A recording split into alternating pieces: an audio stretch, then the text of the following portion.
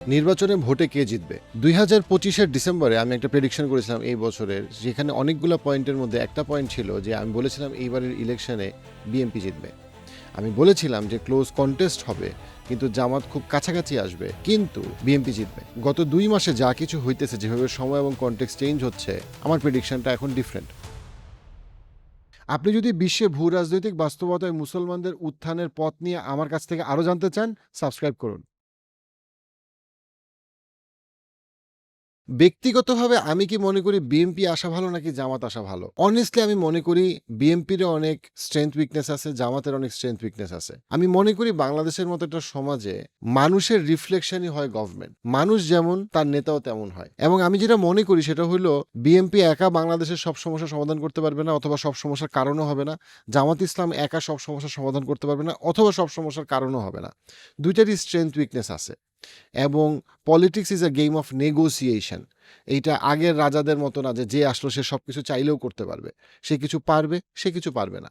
তো সেই জায়গাটাতে আমি ব্যক্তিগতভাবে এই যে জামাত, বিএনপি এবং জামাতের যেই টেনশন, তাদের মধ্যে যেই কি বলবো, যেই জায়গায় তারা একমত এবং যেই জায়গায় তারা দ্বিমত পোষণ করে, সে ব্যাপারে আমি যেই ব্যাপারটা আমার কাছে মনে হয় পজিটিভ এইবারের ইলেকশনে, সেটা হচ্ছে গিয়ে মানুষ বিশ্বাস করে আমরা একটা পরিবর্তনের ক্ষেত্রে আমরা একটা ভূমিকা রাখতে পারি, যেই জন্য মানুষ ভোট দিতে যাবে, মানুষ পার্টিসিপেট করতেছে, মানুষ পলিটিক্যালি অ্যাওয়্যার হইতেছে, এঙ্গেজ হইতেছে, যেটা একটা দেশপ্রেমের একটা সাইন। এটা আমার কাছে খুব পজিটিভ যে মানুষ ভোট দিতে যাবে। ডেফিনেটলি এখানে ডিবেট হবে, এখানে কি বলবো, কখনো কখনো ঝগড়াও লাগবে, but that's fine. But people are participating in the process of change, এটা আমি মনে করি খুবই একটা ইম্পর্টেন্ট একটা ব্যাপার। ব্যক্তিগতভাবে আমি বিএনপি অথবা জামাতকে কাকে আমি বেশি কোয়ালিফাইড মনে করি সেটা না হয় ভিডিওতে না থাকুক, বাট যেটা ইম্পর্টেন্ট সেটা হইলো একদিকে যেন মানুষ হিসেবে আমরা মনে করি যে আমরা আসলে পরিবর্তন করার ক্ষমতা রাখি, আরেকদিকে আমরা এটাও মনে করি যে যেই গভর্নমেন্ট ইলেক্টেড হোক, সব দোষও তার না, সব গুণও তার না, তার পক্ষে সব পরিবর্তন করা সম্ভব না। আবার সে ডেফিনেটলি সমালোচনার ঊর্ধ্বে না। দেখেন, বিএনপি দেশে আসলে অথবা জামাত ইসলাম দেশে আসলে পরের দিন দুর্নীতিমুক্ত হবে বাংলাদেশ, অথবা ইসলাম প্রতিষ্ঠা করে ফেলবে, অথবা ইসলাম গায়েব হয়ে যাবে, এই ধরনের ব্ল্যাক অ্যান্ড হোয়াইট চিন্তা আমি একেবারেই করি না। আমি মনে করি এগুলো কোনো কাজের চিন্তা না। সরকার চাইলে সব কিছু পরিবর্তন করতে পারে না, ইম্পসিবল। ধরেন একটা মেয়ে রাস্তায় সিগারেট খাচ্ছে, যে বিএনপি কী করবে, জামাত ইসলাম কী করবে? এই মেয়েটার সিগারেট খাওয়া, এটা কি চাইলেই বিএনপি বাড়াইতে পারবে বা কমাইতে পারবে? না। জামাত ইসলাম কি চাইলেই বন্ধ করতে পারবে, অথবা চাইলেই কালকে কিছু করে ফেলতে পারবে? না, করতে পারবে না। সো এরকম অনেকগুলা অ্যাসপেক্ট আছে, যেই অ্যাসপেক্টে বিএনপি কি চাইলে কালকে ইসলাম বন্ধ করতে পারবে বা করতে যাবে? না। আবার জামাত ইসলাম কি চাইলেই জোর করে ইসলাম প্রতিষ্ঠা করতে পারবে? না। সো বাস্তবতা যেটা, সেটা হচ্ছে যে সমাজে political party important, but political party চাইলেই সব কিছুকে পরিবর্তন করে ফেলতে পারে, এটা মনে করা ইম্পর্টেন্ট, মনে করা যাবে না। তবে যেইটা এবারের ইলেকশনে একটা অসাধারণ ব্যাপার অনেকগুলো ব্যাপার মধ্যে, সেটা হচ্ছে যে আপনি যদি সিম্পলি অনেকগুলো আসনে বিএনপির সাথে আপনি জামাত ইসলামের অথবা বিএনপির সাথে এনসিপির নেতাদের যে সৌহার্দ্যপূর্ণ সম্পর্ক, যদিও তারা প্রতিদ্বন্দ্বী, এইটা বাংলাদেশের ইতিহাসে নজিরবিহীন, নজিরবিহীন। আপনি ঢাকা ৮ আসন বলেন, আপনি ব্যারিস্টার আরমানের সাথে তুলি আপার সম্পর্ক বলেন, আপনি ডক্টর তাসনিম জারার সাথে আপনি তার বিএনপি প্রার্থীর সম্পর্ক দেখেন, এরকম অনেকগুলো আসনে তারা কম্পিট করতেছে। But at the same time আপনি রাস্তাঘাটে কিন্তু বাস পুড়াইতে দেখতেছেন না, আপনি রাস্তাঘাটে মারপিট করতে দেখতেছেন না। এই জায়গাটা আমি মনে করি যে তারেক জিয়া এবং ডক্টর শফি, ওনাদের নেতৃত্বের এই জায়গাটা খুবই ভালো ছিল। ওনারা কনফ্লিক্ট অ্যাভয়েড করছেন।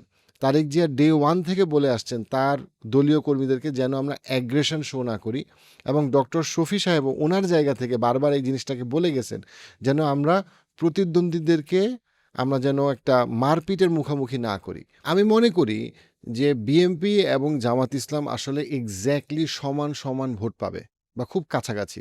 তাদের মধ্যে মার্জিনটা এত ক্লোজ হবে যেটা হয়তো বা 10-20%, এবং জামাত 10-20% বেশি পাইতে পারে, আবার বিএনপিও 10-20% বেশি পাইতে পারে, এবং সম্ভাবনা বেশি যে একটা জাতীয় সরকার তৈরি করার মতো সিচুয়েশন হইতে পারে। যারা জাতীয় সরকার জিনিসটা বোঝেন না তাদের জন্য বলি, আমাদের বেসিক্যালি 350 আসন, এর মধ্যে 50টা আসন হচ্ছে গিয়ে সংরক্ষিত নারী আসন, তাহলে বেসিক্যালি 300 সিটে বেসিক্যালি আমরা মারামারি করি, ভোট দেই বেসিক্যালি। তো এই মারামারির মধ্যে আপনার মিনিমাম কাউকে 151, আমাদের সংবিধান অনুযায়ী 151টা ভোট পাইতে হবে, 151 হচ্ছে গিয়ে ম্যাজিক নাম্বার। 151 কম পাওয়া মানেই হইল গিয়ে যে আপনি এককভাবে সরকার গঠনের ক্ষেত্রে কিন্তু আছে। সেখানে রাষ্ট্রপতি ইন্টারভিন করতে পারে, আবার ভোট হইতে পারে ইত্যাদি, ইত্যাদি। এখন আমরা যদি একটু আগের দিকে তাকাই, আমরা যেটা দেখব সেটা হইল যে বিএনপি আসলে জাতীয় সরকার গঠন করতে চায় নাই। তারা এককভাবে রাজনীতি করতে চাইছে, এককভাবে জিততে চাইছে এবং তারা কনফিডেন্ট ছিল তারা জিতবে। এবং জামাত ইন্ডিকেট করছিল, জামাতের আমির ক্লিয়ারলি, যে তারা জাতীয় সরকারের ব্যাপারে তারা ওপেন। বিএনপির কনফিডেন্স ছিল যে না, আমরা তো একাই জিতবো।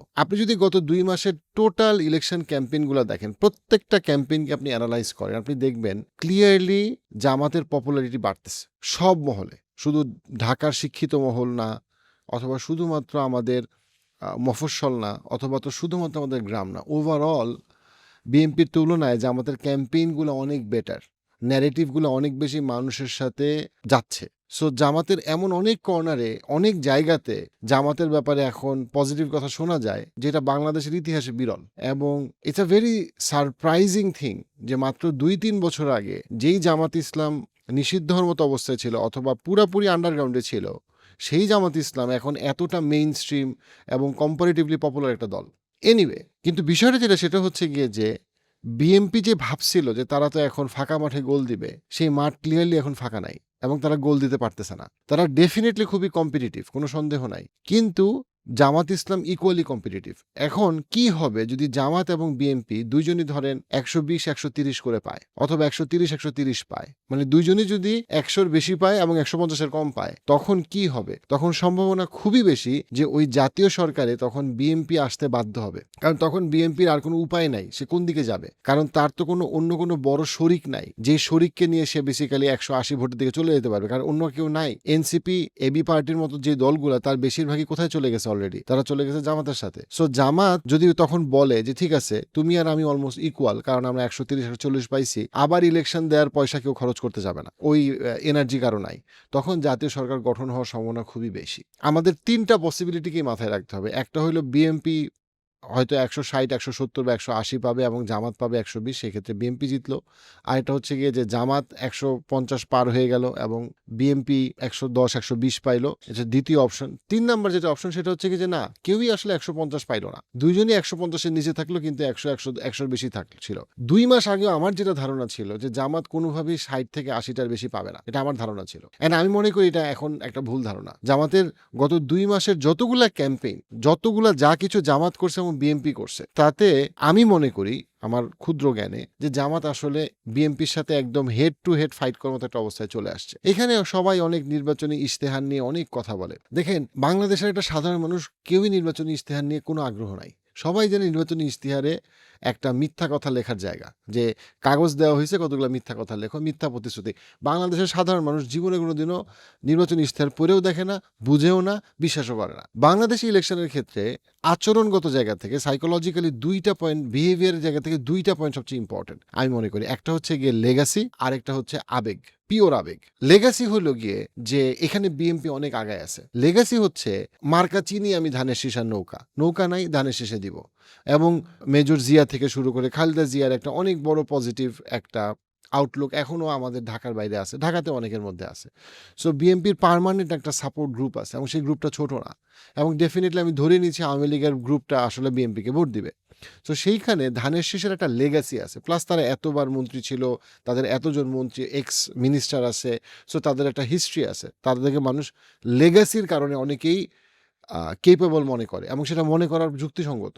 ওই জন্য বিএনপির একটা বিশাল লেগাসি অ্যাডভান্টেজ আছে। কিন্তু জামাতে ইসলাম যে সাংগঠনিক শক্তি, সেটা সংখ্যায় ছোট হইলেও তারা কালেকটিভলি তারা বেশ ঐক্যবদ্ধ, সেটা ক্লিয়ারলি বোঝা যাচ্ছে। বাট তারা আবেগটাকে তাদের পক্ষে অনেক বেশি কাজে লাগাইতে পারছে। মোমেন্টাম এবং ইমোশন, যেমন ধরেন ট্রাম্প জিতার ক্ষেত্রে কিন্তু ইমোশন অনেক বড় একটা ফ্যাক্টর। এরদোগান যখন জিতে, এরদোগান টার্কিতে, তখন ইমোশন অনেক বড় একটা ফ্যাক্টর। সো জামাতের পক্ষে বাঙালির সাধারণ মানুষের একটা বড় রকমের ইমোশন আছে, বিকজ মেবি তারা দেশকে কারো কাছে বিক্রি করবে না, মেবি তারা মানুষকে ইসলামের পথে ডাকবে, নীতিনৈতিকতার পথে ডাকবে, মেবি তারা মেয়েদেরকে বেটার নিরাপত্তা দিবে, মেবি তারা এত বেশি চাঁদাবাজি দুর্নীতি করবে না। এই ধারণাগুলা মানুষের মধ্যে আছে এবং মানুষ এটার সাথে ভাইব করতেছে। আপনি যদি সিম্পলি নাসিরুদ্দিন পাটোয়ারির একটা ইয়াং ছেলে কম্পারেটিভলি, তার যদি আপনি ন্যারেটিভটা অথবা স্যাটায়ারটা কিভাবে মানুষের সাথে মিশে গেছে, বা হাদির রিপ্রেজেন্টেটিভ হিসেবে আপনি যদি দেখেন, হাদি অনেক বেশি অ্যান্টি বিএমপি ছিল, কম্পারেটিভলি মোর এনসিপির ক্লোজার ছিল, কিছুটা জামাত ইসলামের ক্লোজ বলা যেতে পারে। সো আমি যদি পিওরলি আবেগের অ্যানালাইসিসটা করি, সেখানে আমি দেখবো যে জামাত ইসলাম অনেক দিক থেকে বিএমপির থেকে আগায় আছে, এবং সেই জায়গাটায় তারেক জিয়ার সাথে তৃণমূলের অন্তত দূর থেকে দেখলে মনে হয় একটা ডিস্টেন্স আছে। তারেক জিয়া ডেফিনেটলি উনি বিনয় প্রকাশ করতেছেন, ওনার বক্তব্যের মধ্যে কিছু পজিটিভ কথা বলছেন, কিছু সমালোচনা আছে, বাট মোটের উপরে উনিও একটা ডেফিনেটলি একটা পজিটিভ পার্সোনা নিয়ে আসার চেষ্টা করলেও জামাত ইসলাম যতটা মানুষের আবেগটাকে আমি বলবো তাদের ফরে কাজে লাগাইতে পারছে বা পারতেছে, সেটা আমার সন্দেহ আছে বিএনপিকে সেটা ততটা এফেক্টিভলি এখন পর্যন্ত পারতেছে কিনা। সো মোটের উপরে আমি যেটা মনে করি যে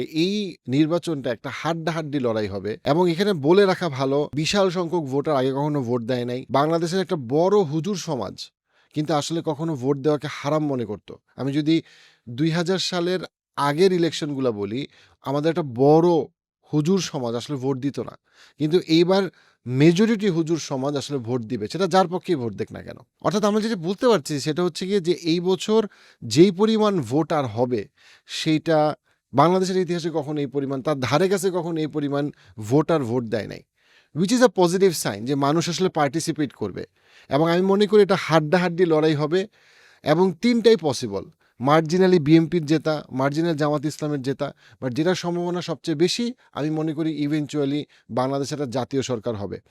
এখানে আমি আরেকটা বিষয় মনে করি, সেটা হচ্ছে গিয়ে যে ডক্টর ইউনূস যতগুলো বক্তব্য দিছে, এবং জেনারেল ওয়াকার আর্মি চিফ যতগুলো বক্তব্য দিচ্ছেন, আমি খুব কেয়ারফুলি শুনছি, and if I read between the lines, আমার কাছে মনে হয় ওনারা দুই পক্ষই আসলে জাতীয় সরকারের কনসেপ্টটার ব্যাপারে পজিটিভ, এবং ওনারা ডেফিনেটলি একটা পাওয়ারফুল স্টেক হোল্ডার, প্রত্যক্ষভাবে বলি অথবা পরোক্ষভাবে বলি, ওনারা আসলে জাতীয় সরকারের যে কনসেপ্টটা, সেই কনসেপ্টটাতে আমার কাছে মনে হয় ওনারা অনেক কমফোর্টেবল, এবং ওনারা কি মনে করে এটা কিন্তু ম্যাটার করে, অ্যাবসোলুটলি ম্যাটার করে। সো আমার কাছে মনে হয় যে এই যে জাতীয় সরকারের দিকে সবকিছু যাচ্ছে বা মনে হচ্ছে, সেইখানে আমি মনে করি যে অন্যান্য যারা মানে গ্রেটার যারা স্টেক হোল্ডার, তারাও আসলে এই আইডিয়াটাকে নিয়ে আসতে চাচ্ছে বাংলাদেশের বর্তমান পরিপ্রেক্ষিতে, এবং তারা মনে করতেছে যে এটা আসলে একটা ভালো কনসেপ্ট হবে, যদিও জাতীয় সরকারের অনেক কি বলবো পক্ষেও যুক্তি আছে, বিপক্ষেও যুক্তি আছে। আমি মনে করি যে এইটার দিকে আসলে আমাদেরকে, একদিকে যেমন এটার দিকে আমরা যাচ্ছি, আরেকদিকে এইটার দিকে আমাদের সবাইকে প্রভাবিত করা হচ্ছে, দুইটাই সত্যি। এখন বাংলাদেশের জাতীয় সরকার হওয়া কি ভালো না খারাপ, জাতীয় সরকার হওয়ার সুবিধা কি অসুবিধা কি, সেটা যদি জাতীয় সরকার হয় তখন সেই ভিডিওটা আমি করব ইলেকশনের পরে। কালকে আমি আরেকটা ভিডিও করব, সেটা হচ্ছে কোরআন এবং হাদিস অনুযায়ী আপনি ভোট দেওয়ার ক্ষেত্রে আসলে কোন কোন বৈশিষ্ট্য, নেতার কোন কোন বৈশিষ্ট্যগুলোকে আপনার বিবেচনা করা উচিত, সেই ব্যাপারে ভিডিও কালকে।